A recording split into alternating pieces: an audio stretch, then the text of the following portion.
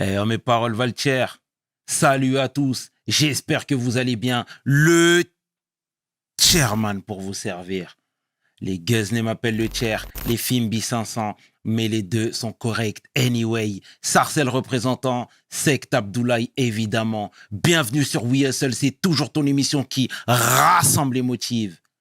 Au fil des émissions, nous recevrons différentes personnalités qui viendront s'asseoir à ma table, nous parler de leurs échecs, mais surtout de leurs réussites. Alors Hugo, take a seat, non? PDG, let's get it. We hustle, baby.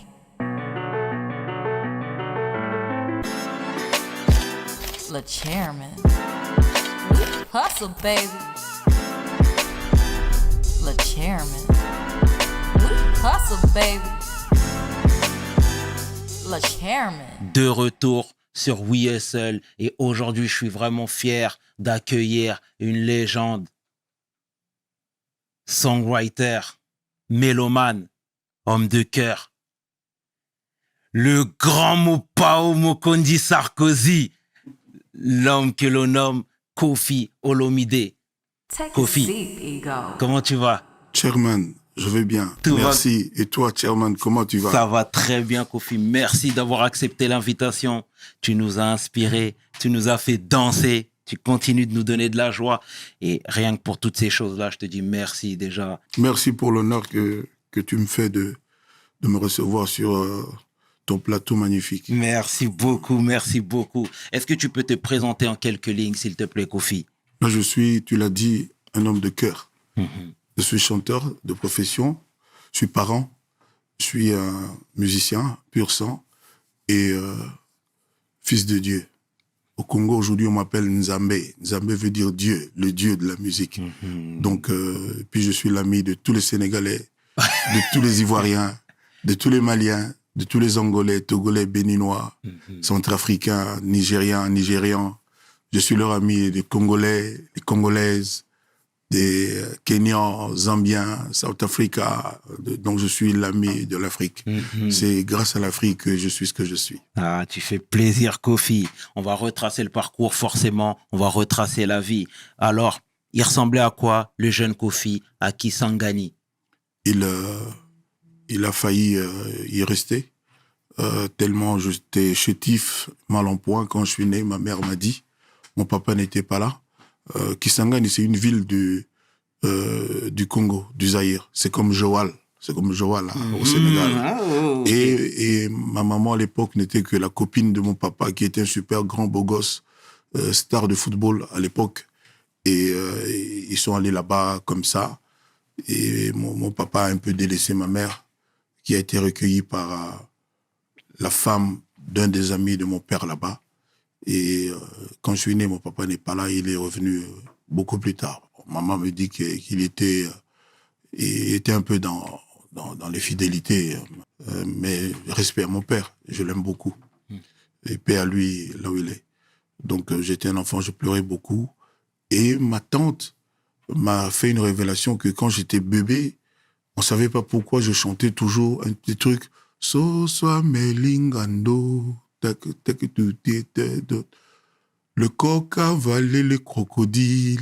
Non, le croc a avalé le crocodile. Je chantais ça. Je sais pas d'où c'est venu, mais c'était comme ça. Et puis voilà, quoi. Puis mon père est venu. C'était un mec carré. Il aimait pas les fantaisies. Il était hors de question qu'un de ses enfants fasse musicien. Parce qu'à l'époque, musicien, ça faisait pas honneur. Aucun papa, aucune famille n'acceptait comme gendre un chanteur au Congo. Et puis, j'ai fait quelques études en France, en Suisse d'abord. Et puis, sciences commerciales à l'université de Bordeaux. Et puis, voilà, je suis aujourd'hui en face de toi, Chairman, très redouté.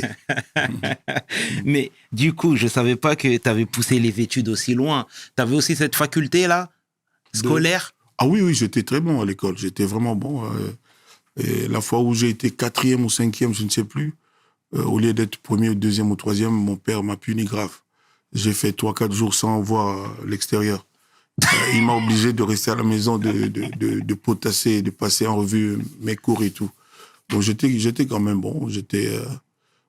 Les copains m'aimaient bien parce que j'ai aidé tout le monde, surtout pour les dissertations, des choses comme ça.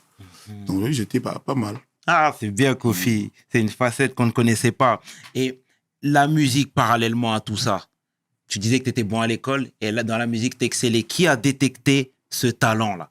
Personne, c'est-à-dire j'ai aimé la musique vraiment beaucoup, un peu plus que les autres. Et il y avait dans mon quartier un groupe de grands frères, des aînés qui jouaient à la guitare, qui chantaient. Et c'était une petite orchestre comme ça. Et moi, je suis devenu leur premier public, le premier fan. Tous les jours après l'école, j'allais là-bas les observer, les regarder, j'admirais. J'étais fasciné par cet instrument qu'on appelle la guitare. Et chaque fois qu'ils laissaient la guitare pour aller boire un verre, pour aller faire quelque chose, moi, je chipais la guitare et j'essayais de faire comme eux. Au bout d'une semaine, des gens qui m'observaient disaient que j'arrivais à jouer carrément. Et puis, je me suis mis à essayer de transformer les chansons que j'aimais. Et à force de les transformer, les gens disaient que je faisais des chansons inédites. C'est parti comme ça. C'était dans mon quartier d'enfance qui s'appelle Lemba. Voilà. Mais toi, tu es un autodidacte. Donc, personne t'a mis le pied à l'étrier. Non, j'ai appris la guitare comme ça. Et bon, évidemment, j'ai demandé après des conseils, mais les premières notes, j'ai fait tout seul. Je me suis débrouillé. C'est comme la voiture. Ouais. Moi, j'ai pas été tout de suite à l'auto-école. J'observais mon petit frère Feu Didi, qui n'est plus là. Je l'observais qui me conduisait parce que j'avais eu la chance d'acheter une voiture sans savoir conduire. Et c'est lui qui était obligé de me conduire là partout où je voulais aller. Et puis, comme il commençait à en avoir marre de ne dépendre que de moi, je commençais à être prudent et à observer comment il faisait avec les pédales. Et puis un jour, il n'était pas là, mais je devais absolument faire une course à moi. Et je suis parti et je suis revenu. Par miracle. Toi, t'étais un chégué, toi. Un vrai des vrais. Un vrai des vrais. Comment on dit chégué en Wolof? Saï-saï. Ah, saï-saï. Saï-saï. D'accord. C'est comme ça qu'on dit. Je salue tous les saï-saï du Sénégal. Mopao. Et voilà, tu disais que tu étais un autodidacte et c'est une très bonne chose, clairement. Et la musique, là, tout le monde commence à te reconnaître. Déjà, le nom de Kofi, là, qui te l'a donné? Parce que ma mère est son papa est de la Sierra Leone, pas loin du Sénégal et de la Gambie. Exact. Voilà. Et son papa est Sierra Leone et Nigeria, un tout petit peu Nigeria, Yoruba. D'où le nom Kofi. Dans le coin, apparemment, ça veut dire les enfants qui sont nés un vendredi. Quand je suis né, mon père n'était pas là.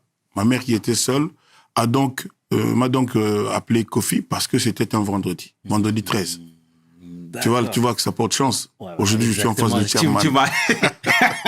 Tu m'as enlevé les mots de la bouche. Ah, voilà. Non, mais magnifique, Kofi. Et tu disais, voilà, que tout le monde avait décelé ce petit talent-là. Tu commençais à avoir une renommée même au sein de ton, je vais pas dire du pays, mais dans ton coin, quoi. Voilà, dans mon coin, voilà. T'as bossé avec Papa Wemba? Non, j'ai pas bossé avec Papa Wemba. Moi, j'étais son fan, j'étais son petit. Et il avait découvert le talent que j'avais à écrire des chansons. Quand j'avais une guitare en main, ça faisait une chanson au bout d'une heure ou deux. Mais justement, ce que je voulais dire, c'est que t'étais son petit et c'est bien déjà de te remettre, de te remettre à ta place, hein, ouais. C'est clairement. Mais t'étais un songwriter, ça veut dire que t'écrivais beaucoup de chansons toi, pour les gens. Exactement. Donc, lui, en l'occurrence, c'était le cas? Oui, quand il a créé son orchestre Viva la Musica, la toute première chanson, Ebale Mbongue, c'est de moi, et beaucoup d'autres chansons. Tout le Congo connaît l'histoire. Donc je faisais ça, c'était mon plaisir de lui faire plaisir, en fait. Je l'aimais beaucoup. Et puis c'est parti comme ça. Et puis les gens m'ont repéré. On a commencé à m'appeler l'étudiant le plus célèbre du Zaïre. Le Congo, c'était le Zaïre à l'époque. Je ne sais pas si tu étais déjà né, mais j'ai un doute. Donc, à l'époque, j'étais étudiant à Bordeaux. Donc, je venais pour les vacances. Et pendant les vacances, on faisait des enregistrements et tout. Et puis, tout mon entourage qui m'écoutait à la guitare acoustique, commençait à me demander instamment d'essayer d'enregistrer moi-même avec ma voix. Et c'est parti de là. Ok, très bien. Et Emenea? Emenea, c'était un musicien de Papa Wemba. Il est venu de Lubumbashi, je crois. Et puis, on est devenus très copains. On avait beaucoup d'atomes crochus et on s'entendait bien, mais c'était un des plus grands chanteurs congolais que je connaisse. Il chantait bien et juste. Voilà. Qui repose en paix. Qui repose vraiment en paix. Ouais.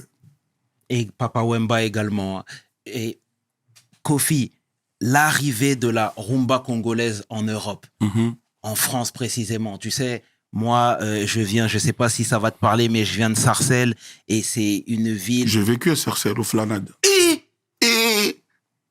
Flanade. Moufao, Mokondi. Ah ouais. Ben oui. Mais quand ça? Oh là, dans les années difficiles, là, 86, 88, comme ça. Tu Ouais, vois, ouais, ouais. tu vois, prends quelque chose. Ouais, ouais. Et ben, c'est dire que, voilà, comme tu sais, là-bas, il y a une grosse communauté Ouais. afro-caribéenne. Je salue Sarcelles. Ah, ça fait Je plaisir. salue aussi toutes les cités dures, Ça fait, difficiles. ça fait plaisir. Voilà. Et voilà, on a grandi avec cette rumba congolaise, on a grandi avec tout ça. Donc, moi, je veux savoir comment toi, t'as pris la chose. Parce qu'au début, j'ai bien compris que c'était assez récréatif. Il y avait l'école. La musique, t'en faisais parce que t'aimais et t'avais cette fibre-là. Exactement. Mais quand est-ce que t'as su qu'il se passait quelque chose? Toutes les chansons que papa il m'a chantées, qui étaient de moi, étaient devenues des tubes, des hits. Tout le monde aimait. C'est comme ça que mon entourage, mon grand frère, mes potes, José Dayoni, Jean-Pierre Allé, tout ça, m'ont carrément poussé dans un studio. J'étais au studio du plus grand mécène de l'époque, Verkis, VV, qui vient de nous quitter il y a quelques mois. Et c'est la première fois que j'ai enregistré pour moi-même là-bas. À l'époque, moi, j'avais des appréhensions. Je trouvais que ma voix n'était pas convenable. Je dirais pas qu'elle était moche, mais pas convenable par rapport aux voix que moi j'aimais, des gens que moi je supportais. Et j'ai chanté quand c'est sorti. Toutes les filles, le jury qui par ces chansons-là. Et c'est parti donc de là. Et puis j'avais une écriture que les gens aimaient jusqu'à aujourd'hui, que les gens aiment. J'ai fait des chansons qui continuent, des rumbas qui continuent d'être jouées tous les jours, dans les fêtes, dans les mariages. Magnifique. Donc voilà, quoi. Magnifique. Et à l'époque, c'était la grande colonie, la grande camaraderie avec les comparses. Je te dis ça, mais je pense à Taboulay Rochereau. Ah non, ça c'est mon papa. Mais même si c'est ton papa, je veux dire, il te voyait arriver et il te voyait arriver avec le vent en poupe. Tu sais, tout le monde te décelait un certain talent. Exactement. Et tout le monde disait que tu étais le prochain finalement. Lui m'a dit, pendant qu'il était dans ses derniers jours, je suis allé avec larmes aux yeux lui rendre visite. Il était malade. Il était vers la fin. Ouais. Il m'a dit, ne l'oublie jamais, moi je suis peut-être le premier de tes fans. Tu as transformé la musique congolaise, tu as mis la poésie en avant, tu nous as donné beaucoup de choses à la musique. Lui, il m'a dit ça, papa Taboulay Rochereau, que je respecte. Je lui ai rendu hommage de son vivant, j'ai fait un concert, Kofi chante Taboulay Rochereau. C'était un succès terrible. Magnifique. Donc voilà. Paix à son âme. Paix à son âme. Et pour tous les autres, toute cette vague qui arrivait en même temps que toi, tu sentais quoi? C'était la camaraderie ou il y avait déjà cet esprit de compétition? Mais au Congo, on rigole pas. C'est l'esprit de compétition. Ça se passe bien, mais tout le monde veut avoir sa place au soleil. Aujourd'hui, c'est encore plus compliqué parce qu'aujourd'hui, il y a des manipulations, il y a des trucs, des trucages. Oula, je sais pas si c'était prévu dans le questionnaire, mais il faut le dire, on est comme ça ici. C'est âpre, c'est terrible. Il y a tous les coups sont là, quoi. Tous les coups sont là, donc c'est terrible. Moi, j'en sais quelque chose. J'en sais quelque chose. C'est-à-dire, Kofi, on peut se le dire. Quand je constate que une œuvre à moi que tout le monde aime n'avance pas au point de vue des vues sur YouTube. Je me pose la question, je demande à Angèle Ndouksa, je dis mais qu'est-ce qui se passe? Et puis après les enquêtes, il me dit non, YouTube a bloqué la montée de la chanson au point de vue des vues. Alors que tout le monde aime la chanson. Je dis mais pourquoi non? Ils nous ont dit qu'il y a des gens qui ont acheté des fausses vues et qui ont mis des fausses vues pour la chanson concernée. Et quand c'est comme ça, quand c'est très palpable, c'est très visible, YouTube évidemment bloque. Donc c'est la concurrence, c'est la méchanceté pure. Voilà, moi, je sais qu'aujourd'hui, je dérange beaucoup. Ça fait trop longtemps que je suis Kofi, que je suis là, sur tous les plans. Regarde comme je suis beau. Regarde comme je chante toujours. Le 30, je vais être en concert à Abidjan. Mon retour à Abidjan après 5-6 ans. Je suis plus allé à cause des malentendus, à cause de la mauvaise foi, à cause des mensonges, à cause des déformations. Donc j'ai le cœur qui bat fort à l'idée que le 30, je vais retrouver mes amis, mon public d'Abidjan. Là, s'ils m'entendent, je les invite tous à être là, à braver le mensonge, les calomnies, les complots contre la carrière de Kofi Olomide. Il y en a vraiment qui veulent que Kofi meure, qu'il ne soit plus là. C'est l'industrie qui veut ta mort? C'est des gens qui veulent devenir des Kofi. C'est des gens qui... Tu sais, j'ai 25 albums. Ouais. Et dans mon pays, au Congo, il faut chercher pour trouver qu'il y a 10 albums après moi. Moi, j'en ai 25 à succès. Et c'est comme ça que le dernier, Légende, est combattu grave. Par des trucs, parce que moi, je suis vraiment un bébé en matière d'Internet, en matière de YouTube, tout ça, les streaming. Je ne connaissais pas ça. Nous, on est de la vieille école. Donc, on doit s'adapter. C'est pas évident. Et moi, je dis que le plus important, ce n'est pas les vues. Parce qu'avec les vues, on peut tricher. Tout le monde le sait aujourd'hui. On peut acheter des vues, on fait déformer, transformer.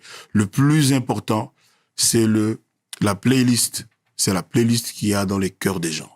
Magnifique. Et ça, je suis fier de pouvoir dire qu'il n'y a pas un Africain qui n'a pas un petit bout de Kofi en lui. C'est bien juste. Venant de toi, je suis pas mal content de moi, Chairman. Mopao. Mais tu sais, effectivement, il y a quelques dérives. Bon, moi-même, tu es en train de m'apprendre ces sujets-là que j'ignorais, clairement. Mais on va rester Tu sur... savais pas qu'il y a des fausses vues? Je savais, mais je savais pas qu'à ton niveau, toi, tu étais impacté. Ah, grave. Je savais pas. Grave. Mais quand bien même, quand la chanson est belle, elle est belle. On a beau tricher, faire des trucs, machin. Quand la chanson est belle, elle reste dans la mémoire des gens. Voilà. Et ben ça, c'est dit. Donc moi, j'invite les mélomanes à ne pas se fier qu'à YouTube, au nombre de vues. Vous savez, je vais paraître peut-être novice, peut-être naïf. Moi, je me pose la question, qui établit le nombre de vues qu'on reçoit? C'est un robot ou c'est un humain? Mais alors, si c'est un robot, comment est-ce qu'il arrive à bloquer quand il y a des tricheries? Si c'est des humains, c'est que ces humains-là parlent avec d'autres humains. Donc tout peut arriver. En tout cas, merci de nous avoir mis en alerte sur ça, Kofi, parce que, en tout cas, pour ma part, je l'ignorais, que quelqu'un comme toi, avec tout ce qu'il représente, était aussi sujet à ce genre de dérive, ce genre de malveillance. Mais on va rester encore sur l'émancipation de monsieur. Là, encore une fois, on est à peu près à la fin des années 80, début des années 90. Kofi est partout. Tu commences même à faire des scènes en France, à Paris, l'Olympia. C'était à ce moment-là? Et à ce moment-là, tu vivais déjà de ta passion? Oui, c'est-à-dire, j'aurais pu être 2-3 ans avant, mais je ne me précipite jamais dans la vie. C'est arrivé ce jour-là. La maison de disques qui était la mienne a pensé que oui, il était temps que je fasse ça. Et je suis fier de ce que toute l'Afrique sait, que je suis le premier Africain noir vivant en Afrique à avoir osé aller remplir les 20 000 places de Bercy. Ah, magnifique. Et ça a fait école. Après ça, dans ma carrière, ça restera. Donc, c'est une valeur significative, ça, pour toi? Ah, ben évidemment. À l'époque, il y avait que Madonna, il y avait que des gens comme ça qui y allaient. Personne n'osait. Moi, j'ai vu un jour à la télé, je regardais le journal de... Je ne sais plus si c'était TF1 ou France 2. Et puis, j'ai vu un reportage Kassav à Bercy. Ça m'a fait vraiment un choc. Je venais de faire l'Olympia et puis j'étais chez moi content. Je me suis rendu compte que c'était rien par rapport à ce que j'avais vu. Et donc, j'ai demandé à mes producteurs de l'époque de faire absolument Bercy. Ils m'ont dit, mais tu es fou, tu es complètement malade. Un Africain, comment tu vas faire ça? Effectivement, on n'avait pas TF1, on n'avait pas France 2, on n'avait pas Internet, il n'y avait pas ça.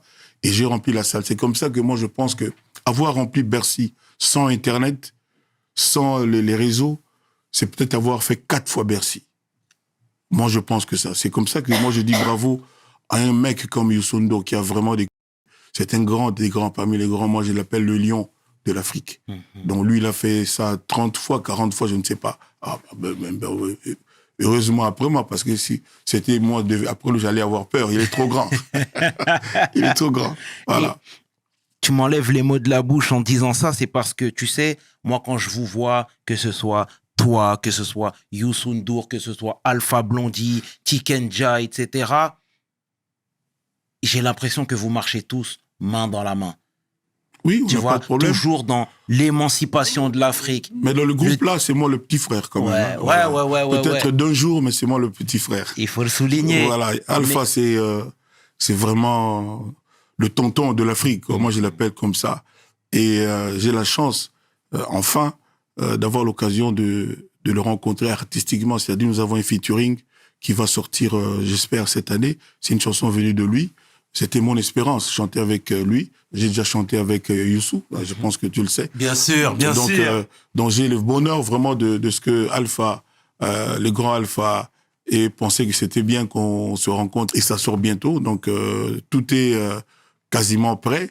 Il est en train avec son équipe magistrale qui a réalisé Fanta, tous les autres tubes, de mettre la dernière main, la dernière touche sur notre titre en featuring. Et ce qui est beau dans tout ça, déjà, tu rends tout le temps hommage à ces comparses, à ces confrères, et ça, c'est magnifique. C'est des gens que je respecte et que j'aime. Mais c'est beau.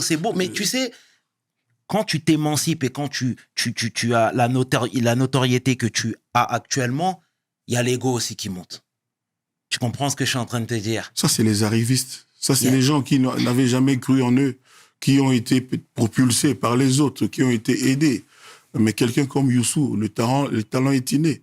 Alpha Blondy, c'est notre Bob Marley, et plus que ça. Koffi Olomide a amené le tchatcho, la rumba au firmament. Donc, moi, j'ai pas besoin d'avoir des complexes, de tromper, de tronquer, de manipuler. J'ai pas besoin de ça, quoi. Vous savez, comme je dis, pour moi, la playlist, l'award le plus méritant, c'est le cœur des gens, c'est la mémoire des gens. Quand bien même je suis le seul Africain à avoir gagné 4 Cora la même soirée. Ça n'est jamais arrivé après moi. Africa United. Yes. C'est bien. Tournée mondiale, Koffi qui tourne un peu partout en Afrique, qui va jusqu'aux États-Unis. C'est quoi le feeling? Comment on se sent? Parce que la rumba, c'était abstrait pour les gens. Ils ne connaissaient pas, tu vois. Et le challenge était vraiment osé. Moi, je suis redevable du public dans toute l'Afrique, tous les Africains. Il y a des Africains qui sont aux États-Unis. Pour la première fois, j'ai été dans un État qui s'appelle Nebraska. Je n'avais jamais été là-bas avant. Et c'était rempli, surtout des Soudanais, de Khartoum et de Djouba. Ça dit, ces gens étaient heureux comme je ne pouvais pas imaginer. Moi-même, j'étais au bord de larmes. Ils m'ont dit, on t'a jamais vu en vrai. Et on danse loi tous les jours, et fracata, tout ça. Et fracata. On danse tous les jours. Et encore des états, là, je vais retourner encore cette année avec Cindy Lecoeur et tout le quartier latin.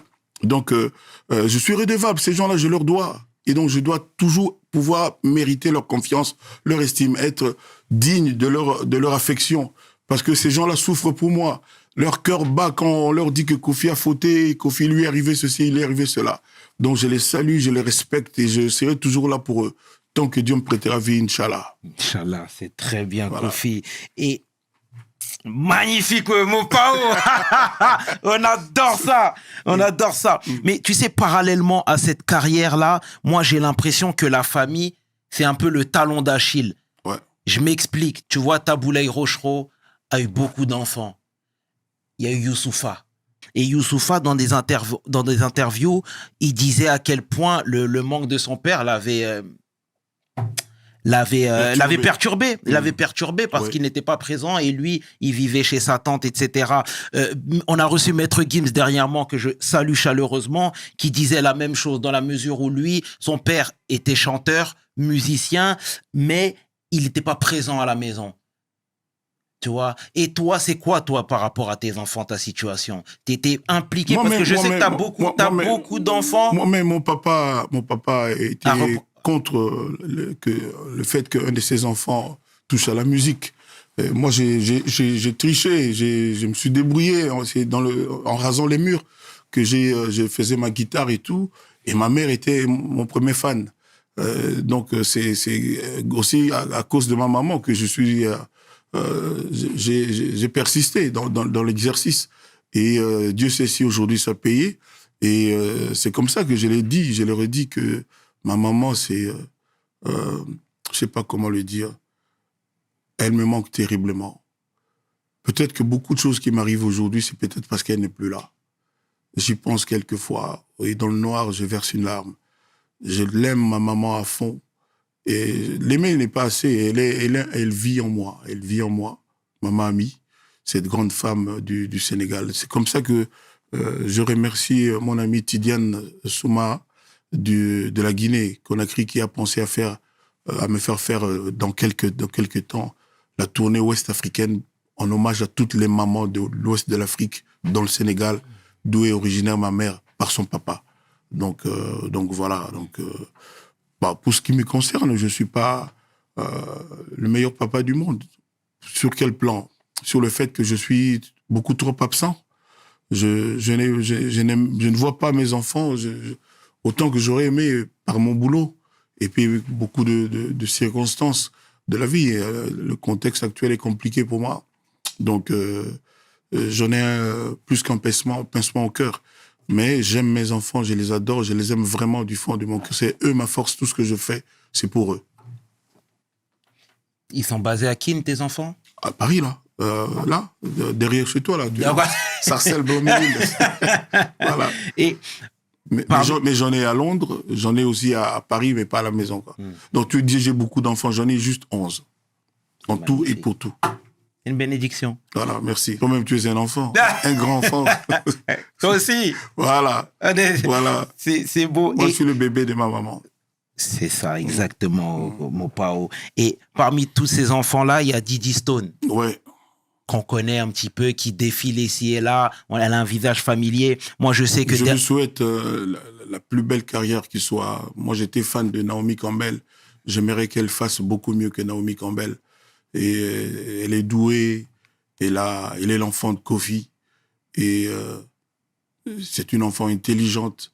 Donc, j'ai confiance en elle. Je prie Dieu chaque jour, quel que soit le contexte, quel que soit ce que les gens peuvent imaginer, pour qu'il ne lui arrive que le meilleur dans son parcours.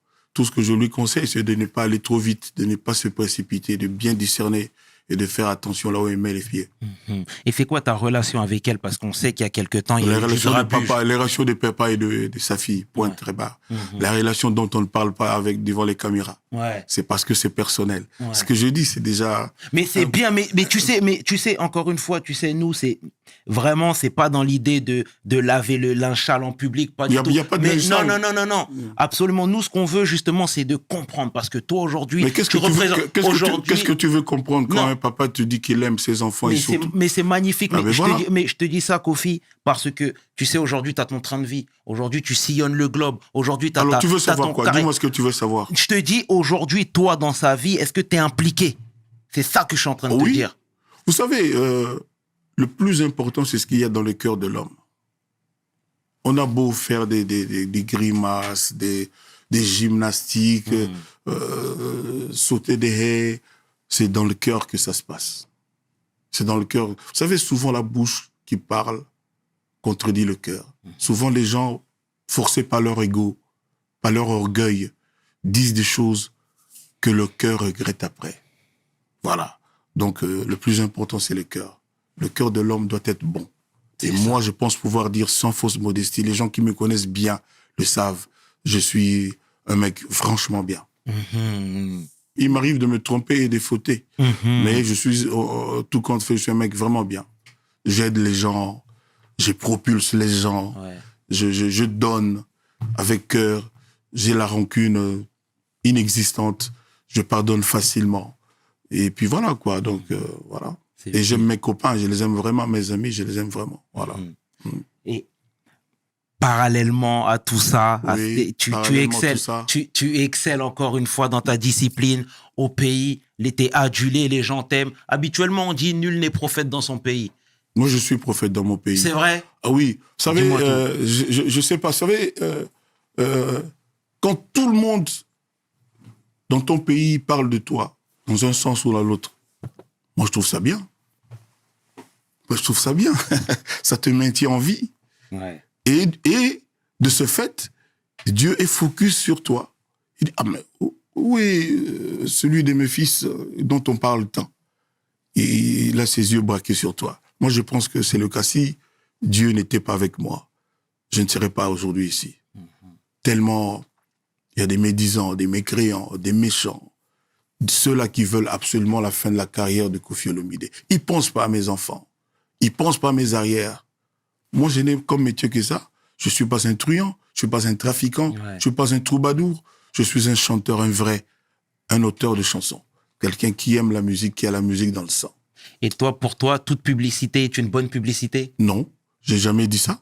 Mais quand on parle de toi, ça veut dire que tu vaux quelque chose. Quand on parle de toi, il y a un adage chez moi qui dit qu'on ne jette la pierre qu'à un arbre avec des fruits mûrs. Donc oui, c'est bon, mais normalement, mais aussi je ne m'attends pas à ce qu'on ne dise que du bien de moi. J'ai dit un jour là-bas, chez moi, où tu dis que je ne suis pas prophète, que si je n'avais pas été Kofi, moi-même, j'en voudrais à Kofi. Parce que ça fait trop longtemps qu'il est Kofi, qu'il fait bien ce qu'il fait. Ouais. Et donc, je le jalouserais aussi. Parce que moi, je suis victime de beaucoup de jalousie quand même. Mais voilà. Je suis obligé de t'interrompre, Kofi. Mais vas-y. Mon pao. Parce que depuis tout à l'heure, c'est un terme qui revient fréquemment. Lequel? Tu parles de jalousie. Ah non, c'est la première fois que j'ai prononcé ce mot. Non, mais quand je te dis jalousie, c'est que quelque part, même quand on t'a un petit peu bazardé, entre autres sur Internet, etc., la résultante de tout ça, c'est de la jalousie. Alors, je vais tu comprends ou pas? Je vais te raconter l'histoire. Et puis toi, tu vas conclure. Dis-moi ça. Je vais faire un clip. Le clip de Cindy Lecoeur. Ça s'appelle Salutations. Quand on veut faire un clip, tu demanderas à tous les artistes, on a recours à un réalisateur. Ouais. Donc, j'ai recours à un très bon réalisateur que je connais. Je lui dis, voilà la chanson. J'attends maintenant que tu me donnes tes idées. Les nôtres, c'est ça, ça, ça, ça. Et sur base de ça, le réalisateur te fait un devis des besoins qu'il a pour réaliser ton clip. Alors, quand il fait son devis, tout est inclus. Des McDo qu'on va manger pendant la pause, du Coca-Cola, de l'eau à boire, le salaire des figurants, des danseuses, les costumes des gens, la location des lumières, des caméras, c'est inclus dans le devis qu'il te donne. Donc ça peut aller de 5 000 € à 1 million d'euros. Ouais. Donc moi, le réalisateur m'a donné un devis. Je lui ai donné 50% de son cachet, comme ça se fait dans tout business. Et il fallait pour ce clip 6 figurantes, des filles, 6, habillées en blanc, en robe blanche, et puis en robe rouge, et puis en robe noire. Et puis 4 mecs musclés comme les gens qui se bagarrent au bord de l'océan à Dakar. Là. Comment on appelle ça déjà? Les lutteurs. Voilà, comme Tyson. Je salue Tyson. Je ne connais pas les autres noms, malheureusement. Je suis un fan de ça. Comment s'appelle ce sport-là? Mbala-Gaye. Mbala-Gaye, voilà. Donc des gaillards comme ça, 4, il en fallait 4 pour encadrer, pour être dans le clip. C'était ça notre idée. Et puis le réalisateur, donc je lui donne l'argent avec lequel il est chargé de donner corps à mes idées sous forme de clip. J'arrive le jour du clip, un peu en retard, et je vois 3 filles et 3 mecs. Des filles habillées normalement, habillées... Les garçons aussi, parce qu'on voulait les garçons habillés comme les garçons là qui dansent avec les stars. Là. tu vois, bien musclés, avec des chemises blanches, ventre plat, pantalon noir près du corps. Ouais. Je vois 3 mecs habillés ordinairement. Ouais. J'appelle alors le réalisateur, je dis, mais pour les besoins du clip, on avait besoin de 6 filles, donc j'en vois 3. On avait besoin de 4 garçons, j'en vois 3 aussi. Et puis un mec qui, on m'a dit après, c'était le manager. Comment on va faire? Il dit, oui, moi-même, j'ai dit au manager là que j'ai contacté que c'était pas du tout ce que j'avais demandé. Moi, je voulais, comme tu viens de dire, 6 filles, tout ça, avec des tenues comme ça. Moi, j'ai dit, en tout cas, pour moi, avec l'idée que nous, on a de ce clip, comme il n'y a que 3 filles, je préfère m'en passer. Comme il n'y a que 3 gars, je préfère m'en passer, surtout que les filles, les figurantes, c'était pas des danseuses, n'ont même pas les costumes. Parce que je lui ai posé la question, vous avez au moins les robes blanches? Non, ils n'avaient pas les robes blanches. À un moment donné, ils ont demandé à aller chercher dans un magasin pas loin de là où on tournait. C'était dans le 12e. Et lui ayant dit ça, je me suppose qu'il va dire à ces gens, parce que c'est lui qui les a contactés par le manager, que non, c'est mort, puisque vous n'avez pas rempli les critères, on ne peut pas faire avec vous dans le clip. Moi, donc, c'est pas mon affaire. Moi, je suis chanteur, c'est pas à moi de contacter des figurants, machin. C'est pas mon truc. À louer les caméras, c'est donc lui. Donc, je lui dis, bon, écoute, on fait les séquences de Madame Cindy, seul, et puis on continuera plus tard, le temps de trouver des figurantes dignes de ce nom. Et puis, on continue de travailler, et puis vers la fin, il vient me voir, il me dit, tiens, le gars là, ils me disent quand même qu'ils veulent absolument que je les paye. Moi, il dit, mais écoute-moi, tu as ton budget. Moi, je les connais pas, c'est toi qui as traité avec eux. Si parce qu'ils sont venus, même s'ils ne jouent pas, même s'ils ne figurent pas, tu vas les payer quand même, ça c'est ton affaire. Moi, je t'ai donné l'argent. Mais moi, mon clip, il doit être comme on s'est entendu, c'est-à-dire avec des figurants, etc. Et puis on finit, et puis moi je me casse, quoi. Je me vais vers ma voiture pour partir. C'est là que je vois l'une des filles qui vient devant la voiture commencer à taper et faire un scandale. En fait, le réel leur a dit, écoutez, Kofi m'a dit ça, que moi je ne peux pas dépenser cet argent, parce que si je vous le donne, alors que vous ne faites rien dans le clip, il va falloir que je paye de ma poche d'autres figurants pour être dans le clip. Donc c'était ça l'histoire. Ils sont venus donc vers moi commencer à faire du scandale, à crier, à tout ce que tu as vu. J'ai dit, ah bon? Et puis je voyais qu'en haut, il y en avait qui filmaient. Donc j'ai tout de suite compris le poteau rose. Et j'ai dit à Madame Cindy, écoute, prends l'argent, donne-leur. Et puis on verra après. Madame Cindy Le Cœur a pris son argent, elle a donné 100 € à quelqu'un, à chacune. Mais je voulais dire ici dans cette émission que je porte plainte contre cette fille qui m'a insulté. Il y a une vidéo témoin. On a porté plainte au pénal. Donc, je vais aller jusqu'au bout avec cette femme-là qui m'a insulté gratuitement parce qu'elle ne me connaît pas. On ne sait pas parler. Je lui ai rien promis. Elle m'a rien promis. Elle avait un accord, je ne sais pas lequel, avec un réalisateur. Et puis, quand même, Cindy les a payés. On a dit que c'était des coiffeuses. Non, absolument pas. Les coiffeuses ont été payées. Normal, les ont maquillé, Cindy l'ont coiffé. Il n'y avait pas de dire, c'était des figurants et des figurantes, 3 et 3. Donc, voilà l'histoire. Et moi, je ne vais pas m'en tenir à ça. La femme-là qui m'a insulté publiquement, qui a porté atteinte à mon honneur, qui a fait des imputations dommageables, avec mes avocats, on va la poursuivre et la justice dira. La justice tranchera, Kofi. Exactement. Et justement, tu sais, même par rapport à ça, tu sais, Kofi, on avait déjà vu même des vidéos de toi où tu sais, t'es un peu colérique, où parfois tu t'embrouilles avec les gens, des fois il y a des vidéos ici et là. Là, j'ai l'impression que tu as pris la chose avec beaucoup plus de philosophie, beaucoup plus de recul. Vous savez, mon ami Ahmed Bakayoko, tu connais peut-être son âme, tu le connais, a dit un jour, quand il y a une histoire compliquée où Kofi est impliqué, il faut bien écouter Kofi et vous verrez qu'il a toujours raison. La femme là dont tu parles, où Kofi était en colère, s'est mise à genoux pour me demander pardon parce que personne n'a demandé pourquoi Kofi s'était mis en colère. Personne n'a cherché à savoir. C'est injuste. Est-ce que tu peux nous expliquer? Ah non, déjà? je suis pas là pour ça, quoi. Non, mais parce que tu sais, encore une fois, Kofi, moi je vois ici en face de moi, le plus grave, Chairman. Dis-moi, Kofi. J'ai été accusé d'avoir violé des danseuses. Ouais. Et je suis devant toi aujourd'hui. Exact. À un moment donné, je ne pouvais pas mettre mes pieds en France. Exact. J'ai été blanchi, acquitté, etc., etc.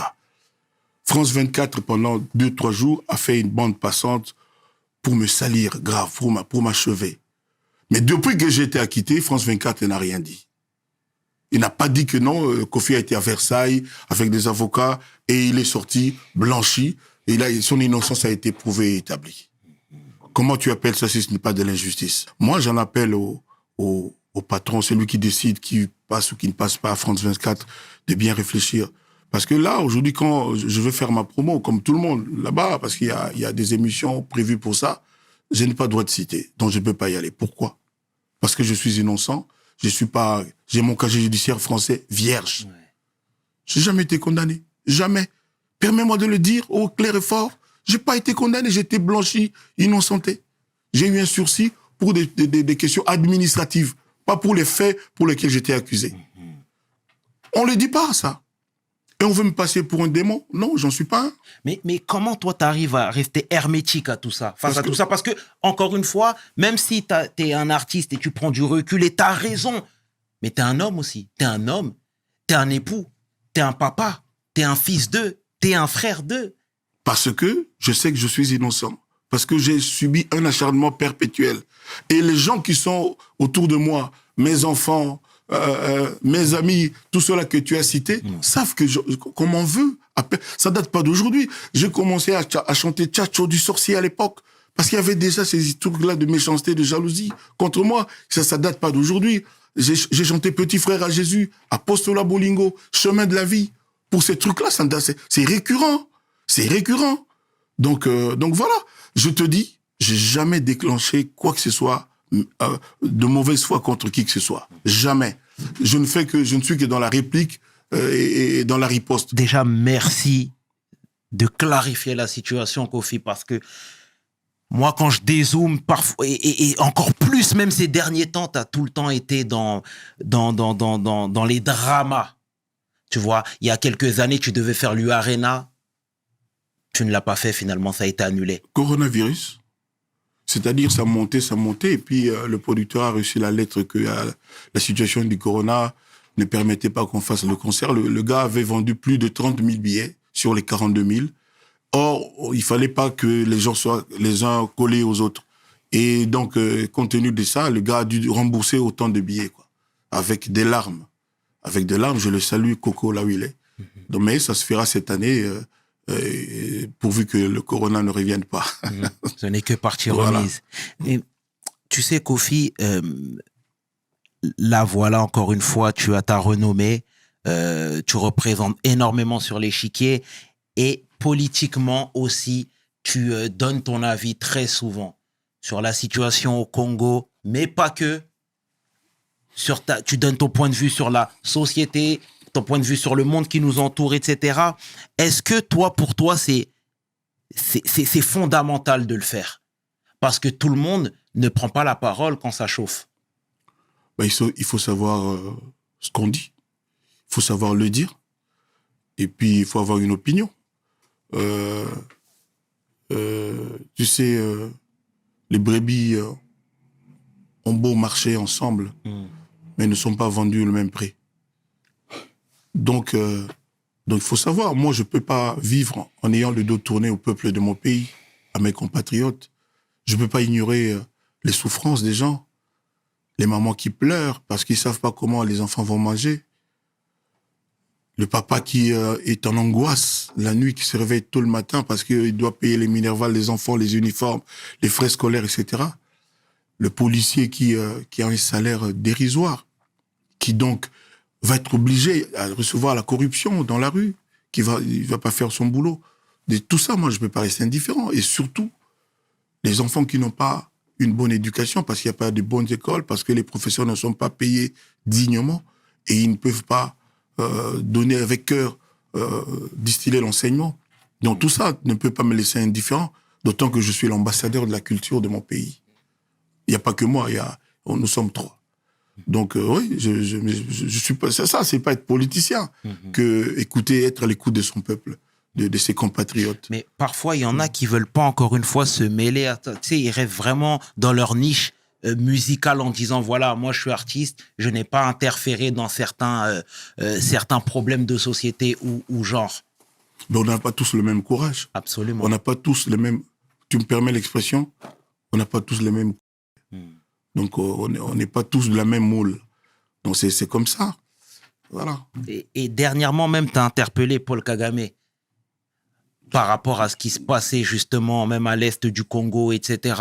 Toi, déjà, c'est quoi ton... Tu m'avais suivi, tu as entendu ça?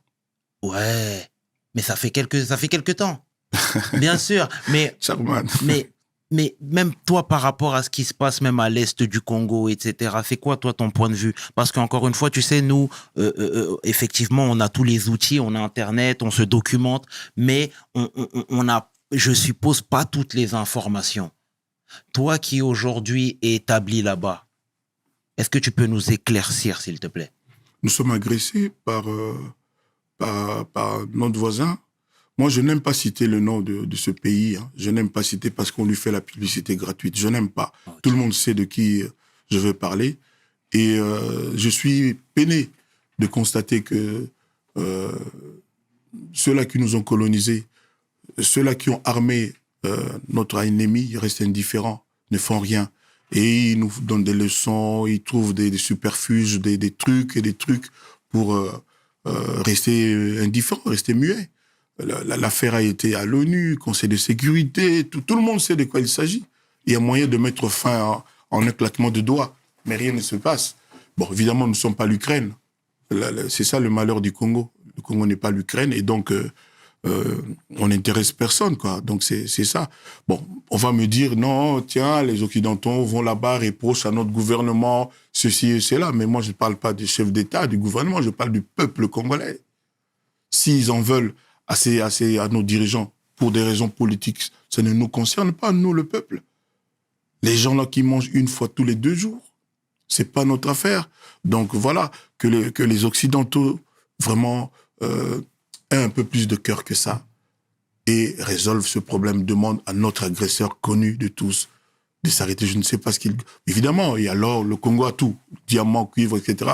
Il y a tout ça. Mais il faut qu'ils prennent cette affaire à bras le corps pour que ça cesse à trop durer. Ça a vraiment trop duré.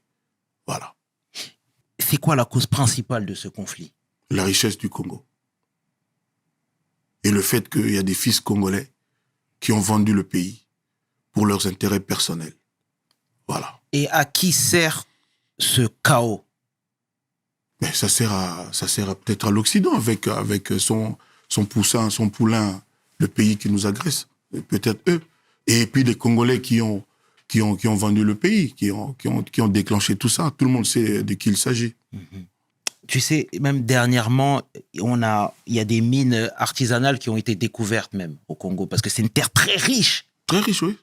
Très, très, très riche. Très riche. J'ai parlé avec le président de Namibie. Ouais. Et il m'a dit, Kofi,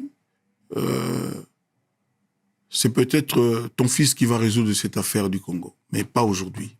Le problème du Congo, la cause principale est le fait que le Congo est beaucoup trop riche. C'est un problème pour le Congo. Voilà. C'est difficile que les fils du Congo eux-mêmes soient aussi vertueux, soient honnêtes, c'est-à-dire arrivent à partager facilement et équitablement les produits de ces ressources minières. C'est compliqué, c'est-à-dire l'appât du gain. C'est-à-dire tout le monde est tenté quand il est appelé à diriger ça, à contrôler ça, à se servir d'abord. C'est ça le malheur du Congo. Mais qui ouvre ses portes aux agents extérieurs? Mais on les connaît tous. Moi, je ne suis pas là pour citer des noms. On les connaît tous. Cette affaire-là, on sait qui a déclenché ça. Voilà. On les connaît. On les connaît. C'est dramatique. Toi, tu devrais être chairman. Toi, là, je te le dis sur ton émission, je te le dis, tu dois aller là-bas dans l'Est du Congo. Et puis dans les pays qui nous agressent, essayer de comprendre bien, puis nous faire un rendu ici. J'aimerais énormément. S'il te faut un billet, moi je te donne un billet si tu veux. J'aimerais énormément, mais déjà merci de nous alerter sur ça. Ouais. Et c'est important parce que tu fais beaucoup. Et on a énormément de questions. Les femmes sont violées, les enfants sont tués, il y a du sang qui se mélange au sang, qui se mélange à la boue. Et le patron de ce pays se frotte les mains, il est content, on le voit jouer au football le dimanche, alors qu'il y a tous ces meurtres, ces assassinats. Alors qu'il y a je ne sais pas comment appeler ça. Ça rappelle beaucoup ce qui s'est passé en Allemagne à une certaine époque. Toi, aujourd'hui, qui as des relations, même politiques, c'est des sujets que tu abordes avec eux? Avec les dirigeants politiques, justement, sur ce qui se passe. Tu vois, je pense par exemple au président Tshisekedi. Bah oui, il nous arrive avec le président, si tu as la chance de le rencontrer, tu ne vas pas parler que de Barcelone. Hein. Ouais. À un moment donné, tu vas lui dire, président, l'électricité, c'est toujours pas stable, l'eau n'est pas potable, tout ça. Et à un moment donné, tu vas lui dire, le transport, il y a trop d'embouteillages. Tu vas lui dire, mais c'est quelqu'un d'humain. Le mec, Tshisekedi, que tu dis, ouais. C'est quelqu'un d'humain qui a beaucoup de cœur. Moi, je le connais, je peux le dire. Maintenant, les considérations politiques, les gens vont dire ceci ou cela. Mais humainement, c'est quelqu'un qui a beaucoup. Et je pense qu'on est d'accord aujourd'hui pour dire que c'est son entourage. Peut-être pas tout le monde dans son entourage, mais beaucoup de gens dans son entourage qui posent problème. Et moi, j'ai suggéré un jour pourquoi il ne se retournerait pas vers des spécialistes, des experts argentins, canadiens, japonais autour de lui, mélangés évidemment aux autochtones, aux gens de chez nous. Donc c'est bien d'avoir des spécialistes chinois, vietnamiens pour les routes, pour l'électricité, pour l'eau, pour les écoles, pour la santé. C'est bien. C'est-à-dire les gens qui sont là avec toi pour conquérir le pouvoir, parce que vous êtes dans le même parti, ne sont pas forcément les mêmes qui sont compétents pour que tu réussisses ton pouvoir, ton mandat. Donc, tant qu'à faire, pour ne pas donner l'impression de tourner le dos à son équipe de base, il faut les mélanger avec des gens intelligents, compétents, peut-être venus d'ailleurs, des salariés, des gens qu'on paye. Le président Mobutu, à une époque, avait nommé un monsieur qui s'appelle Blumenthal comme gouverneur de la Banque centrale du Congo. C'était pas parce qu'il avait constaté qu'il y avait trop de détournement de fonds. Et il voulait mettre fin à ça. C'est-à-dire, c'est pas interdit de faire comme ça. J'étais en Angola, moi, j'ai vu que les Portugais, les Brésiliens, qui contrôlent les secteurs, parce qu'ils sont compétents, et on leur donne leur salaire. C'est pas vrai cette affaire de tout donner seulement aux nationaux, aux fils du pays. Non, quand on n'est pas compétent, on n'est pas compétent. Il faut que la compétence soit le premier critère. Mais là, pour le coup, tu as totalement raison. Merci, Chairman. Si tu me donnes raison, c'est énorme. Mais c'est vrai, c'est vrai. Et c'est courageux même de le dénoncer. Toi, tu parles comme un publiquement. rappeur, tu le sais. C'est peut-être les séquelles de Sarcelles. Le mot pao. Ça rime, mais t'as, oui, mais t'es un grand parolier. Mais c'est très bien, blague à part, et c'est même très courageux d'en parler sur la place publique, parce qu'encore une fois, aujourd'hui, avec tout ce que tu dis, ça peut être repris, ça peut être déformé. Ceux-là qui ont la notoriété, qui ne disent rien, pour moi, sont coupables. Vous savez, quand on est leader d'opinion, quand on a la notoriété, quand on est écouté, on doit pouvoir être utile au peuple de son pays. Totalement d'accord avec toi, Kofi. Et est-ce que toi, tu as déjà refusé certaines avances par principe, parce que tu n'étais pas en phase avec une politique d'un pays? Non, moi, je suis connu, je suis incorruptible. Je dis ce que je pense, je suis connu pour ça. Donc, non, personne n'oserait essayer de tronquer ma pensée, de me faire dire ce que je ne pense pas. C'est dont je ne suis pas convaincu. Ouais. Non, on n'oserait pas. Je suis connu pour ça. Mm-hmm. Non, vous savez, moi, je ne cours derrière rien. Je ne cherche pas le succès, je ne cherche pas à apparaître. Moi, je suis Kofi, modestement, et j'ai le parcours que tout le monde sait. Et voilà, devant moi, et en haut, il y a Dieu, le Père, c'est lui, le maître de tout. C'est lui, le souffle qui est le mien aujourd'hui, c'est lui. Il peut le reprendre quand il veut. Donc, voilà. Moi, je ne suis pas quelqu'un qu'on peut acheter. Ah non. Et puis, je ne vais pas faire des choses pour paraître. Ah non. Non. Ouais. Je suis ou je ne suis pas. Donc, voilà. Ouais. Mais tu sais, aujourd'hui, que, voilà, encore une fois, tu représentes quelque chose sur l'échiquier, comme je te l'ai dit tout à l'heure, mais tu aurais pu être plus calme aujourd'hui sur ces sujets-là, en te disant, moi, j'ai trop de relations, je ne veux pas me mouiller. Et toi, j'ai l'impression que c'est totalement l'inverse.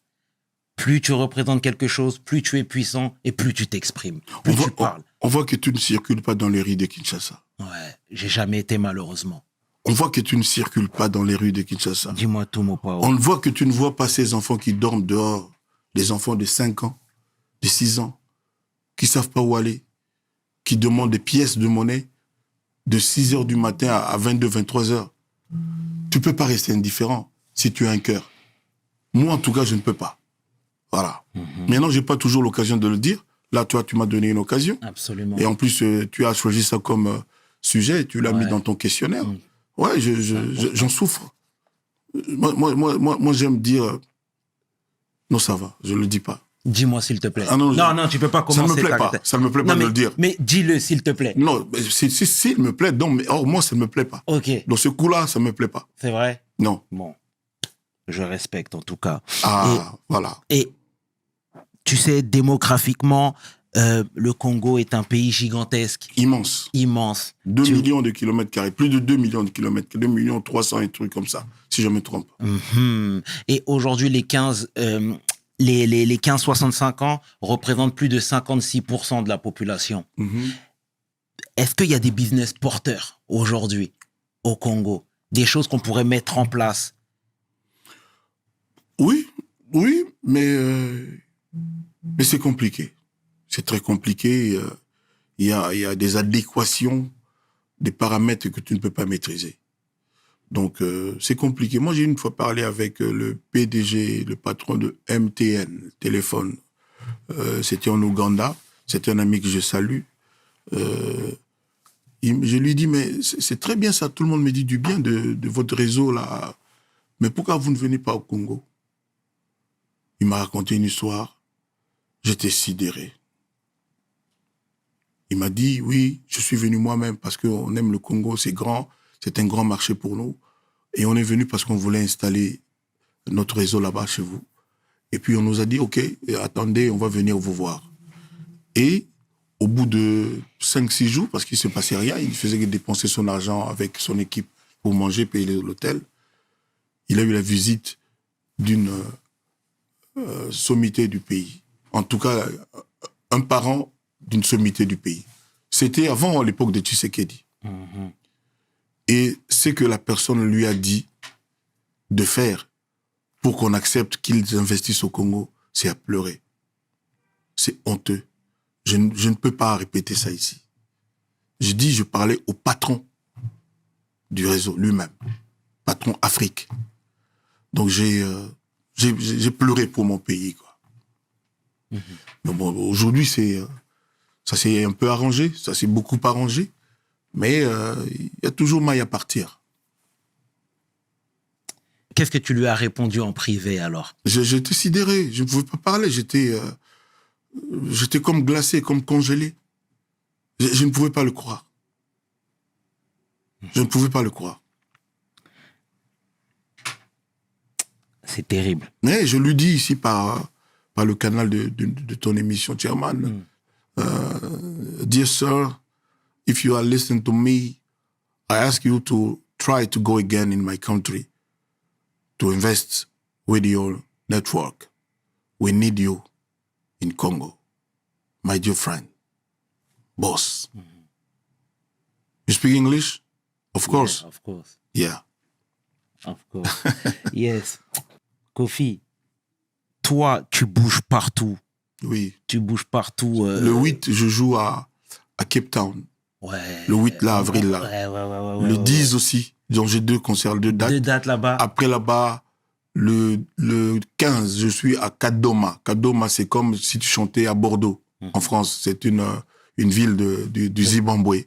D'accord. Et puis le 18, je joue à Harare, la capitale du Zimbabwe. Après, le 20, au 23, je suis au Bénin. Après 20 ans. Parce que j'avais fait un concert où il y a eu un incident terrible, plus qu'un incident. 17 personnes sont mortes au stade où je devais jouer. Je dis encore mes condoléances, mes respects à toutes les familles pour les martyrs du Tchatcho, je les appelle comme ça. Là, j'ai enfin l'occasion d'y revenir parce que j'ai supplié l'autorité, j'ai demandé pendant des années pour que je puisse retourner fleurir les tombes des amis du Tchatcho, saluer les familles et puis peut-être faire une messe d'action de grâce en mémoire de ces martyrs de Tchatcho. Donc je pense que je vais être là du 20 au 23 pour ce faire. Et après ça, à partir du 25 avril, je serai à Abidjan, en Côte d'Ivoire, pour un concert qui me serre le cœur. Ça fait 6 ans qu'à cause des mensonges, je n'ai pas pu chanter là-bas. Donc ce sera le 30 au Palais de Congrès de l'Hôtel Ivoire. Je demande à tous mes fans d'acheter déjà leurs billets. Je ne veux pas je veux que dans 2 semaines, vers le 15 avril, qu'il n'y ait plus de tout de billets pour que moi je me consacre à l'artistique. C'est tout à ton honneur. Voilà, donc le 30 avril à Abidjan. C'est tout à ton honneur, Kofi. Et Dakar, c'est quand? Dakar, c'est après ça, mais comme la date n'est pas encore définitive, confirmée, je ne peux pas encore en parler, mais j'ai pas un coin où je me sens bien que Dakar. Voilà. Ouais, je vais venir. Il y a du poisson partout. Sous toutes les formes. Le tchof. Et voilà, encore une fois, tu bouges tout le temps et tu sillonnes le globe, tu sillonnes l'Afrique. Est-ce que toi, il y a des pays qui t'ont impressionné par le développement? Oh bon, j'étais dans des pays, chez toi à Dakar, j'étais à le nouvel aéroport là, comment ça, Diaz, à Dakar là. Blaise Diagne. Le nouvel aéroport. Ouais, bien sûr, à Djeminajo. Voilà, Ouais. donc le progrès du Sénégal est indéniable. Ça a commencé par tous vos présidents, ils travaillent vraiment pour le pays. Moi, je suis pas dans l'affaire politique sénégalaise, mais ils travaillent vraiment. J'étais là-bas dernièrement, j'ai vu qu'il y avait le tram Bon, évidemment, on peut pas tout faire le même jour. Je sais que les Sénégalais qui m'écoutent vont dire « Kofi, tu exagères ». Non, mais je pense quand même que c'est bien parce qu'on voit, on touche, c'est palpable ce qui se fait, les progrès que le Sénégal fait. Donc, le Sénégal, la Côte d'Ivoire, le Togo, le Bénin, l'Angola, il y a des pays qui avancent. J'ai pas été partout, hein, mais oui, il y a quand même des pays où ça bouge. Évidemment, quand on est sur place, comme nul n'est prophète chez soi, on ne se rend peut-être pas compte. On ne se rend peut-être pas compte. Mais il y a des pays où ça bouge. Les pays anglophones, n'en parlons même pas. N'en parlons pas. Les pays comme le Kenya, Zambie, Ouganda, Ghana, Nigeria, c'est les États-Unis. Ce sont les États-Unis. Donc oui, ça se passe quand même bien. Mais moi, ma grande souffrance, c'est que le mot Afrique n'a toujours pas de sens. C'est-à-dire l'Afrique n'existe que sur les lettres, sur les faits, il n'y a pas encore l'Afrique. Je viens des États-Unis, j'ai vu ce que c'est que une nation. C'est-à-dire quand les présidents font l'état de la nation, des discours, je vois ce que ça veut. C'est-à-dire l'Amérique existe, le mot Amérique et Américain ont un sens. Aujourd'hui, pour aller du Bénin au Togo, il y a des tracasseries toujours à la frontière. Moi, je veux l'Afrique qui a sa monnaie. Qui a sa monnaie. Et puis une Afrique sans frontières, une Afrique sans visa pour ses enfants. Il faut que les Africains puissent aller partout en Afrique sans visa, rien qu'en exhibant leur passeport africain. Et moi, tant que cela ne sera pas fait, je continuerai de penser que l'Union africaine est une union de façade. C'est pas une union effective et avec effet pour ses fils. Il faut que le mot africain ait un sens. Et c'est pas bien que les Sénégalais se considèrent d'abord comme Sénégalais avant de se dire Africains. Ça, c'est un exemple parce que je suis en face d'un prototype. Mais c'est très juste.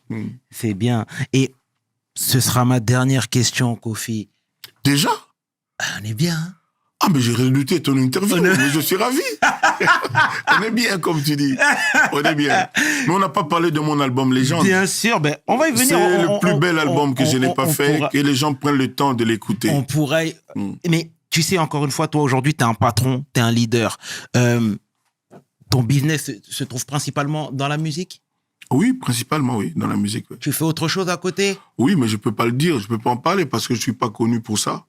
Je me débrouille aussi. Ouais. Mais tu sais, même si tu rentres pas dans les détails, tu peux survoler dans le sens où aujourd'hui, il y a des jeunes auditeurs qui t'écoutent, qui te prennent pour exemple également, et leur dire déjà de pas mettre tous les œufs dans le même panier, ce serait déjà une victoire. Mais il faut pas courir 10 lièvres à la fois. Et le lièvre a 4 pattes, mais ne suit qu'un chemin à la fois. Donc, il faut être organisé dans sa tête, être concret, être pragmatique, ne jamais battre en retraite, ne jamais déclarer forfait, toujours se battre. Il faut toujours bara. Donc, voilà le principe. Et puis, croire en soi. Et on a tort de penser que le bonheur viendra forcément des autres. On doit se servir de l'exemple des autres pour faire bien ce qu'on a à faire. Mais il faut pas croire que ça ne viendra des autres. Le Tchèbgen, qu'on va te l'apporter. Il faut que tu te battes pour que tu fasses le tien. Et tu fais bien d'en parler. Tu m'emboîtes le pas. Tu sais, toi aujourd'hui, tu représentes encore une fois énormément de choses. Et la famille dans tout ça, parce que tu sais, toi, aujourd'hui, tu es un multimillionnaire. Malheureusement, dans la famille, il y a des gens qui vont compter que sur toi, sans lever le petit doigt. Comment toi, tu arrives à gérer ce facteur-là ? Ça, c'est l'Afrique. Moi, je condamne ça. Même mes enfants, je leur dis, moi, je travaille pour eux. Je le redis là, je le dis avec force. Je travaille pour mes enfants, tous mes enfants.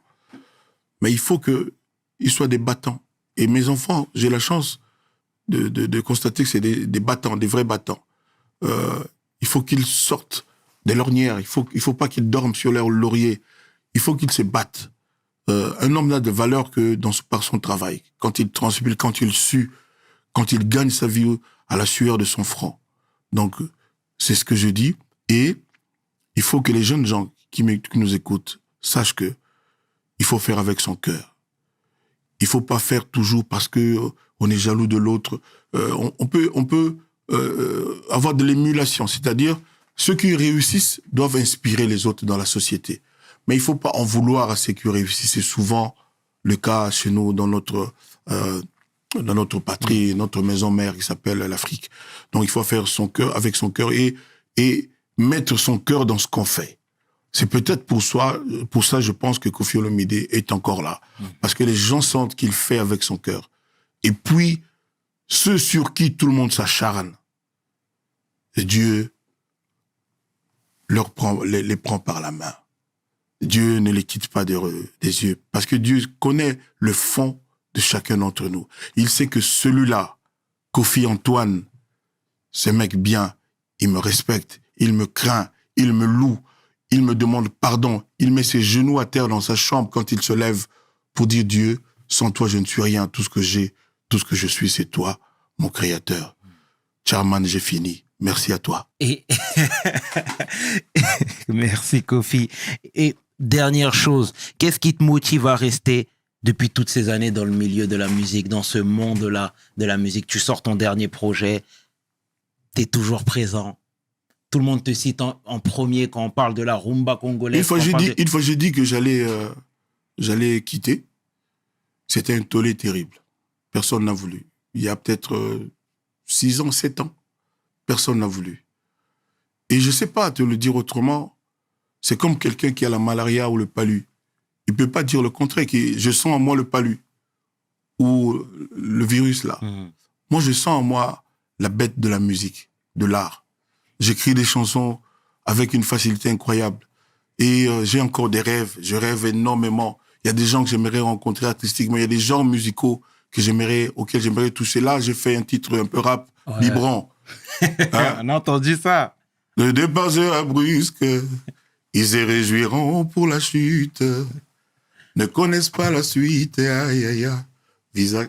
Tu connais cette chanson? Bien sûr, les enfants veulent le lait. Les bras au charbon, maman a assez du pain, fini le biberon. Voilà, biberon, je destine ça à tous les mecs à Sarcelles et dans tous les quartiers, à Gonesse, Villepinte, j'en oublie, dis-moi, à Villejuif, à Drancy, à Rony-sous-Bois, partout dans les quartiers. Donc je demande aux jeunes gens d'écouter Biberon, c'est dans mon album. Et ils vont être étonnés. Ils vont comprendre pourquoi on m'a appelé Papa Rapa. Parce qu'un papa qui rappe. Pourquoi on me le reproche des fois. J'ai dit, mais la musique n'a pas de frontières. La musique n'a pas d'âge. Donc, un vrai musicien doit pouvoir être capable de toucher à tous les genres. Voilà. Donc, l'album Légende est là pour vous, les jeunes aussi. Écoutez, vous allez vous faire plaisir. Parfait, Kofi. En tout cas, Kofi, au nom de toute l'équipe de We Hustle, nous te remercions sincèrement pour ta venue, pour ta bonne humeur, ta transparence et les conseils avisés. C'est important pour nous. Tu sais, je veux te dire que j'ai découvert... Je connaissais pas beaucoup. J'avais vu, comme ça en passant, un excellent journaliste, un homme de médias, un communicateur. Je te jure que tu es jeune, parce que là, je vois, tu dois avoir peut-être 27 ans. Tu as entre 25 et 40. Laisse-moi dire mon truc. Laisse-moi dire mon truc. Tu as entre 25 et 39 ans. Donc, tu vas aller très loin. Continue d'être comme ça, vrai, et puis au service des autres. Continue de faire avec ton cœur, respecter les gens comme tu m'as respecté. Toujours. Et tu vas voir, ça va voler haut toujours et toujours. Merci, le grand mot Pao Mokondi. Merci beaucoup. Merci beaucoup. À Dakar, hein? J'adore ta ville. J'adore ta... Comment on dit? Nangadef, Sénégal. Voilà. Merci, Kofi. Voilà. Ça fait plaisir. Merci. Je t'en prie, merci. C'était le chairman en compagnie de la légende. Le grand mot Pao Mokondi Sarkozy. Koffi Olomide pour We Hustle. Mes paroles valent cher. Peace. We hustle, baby.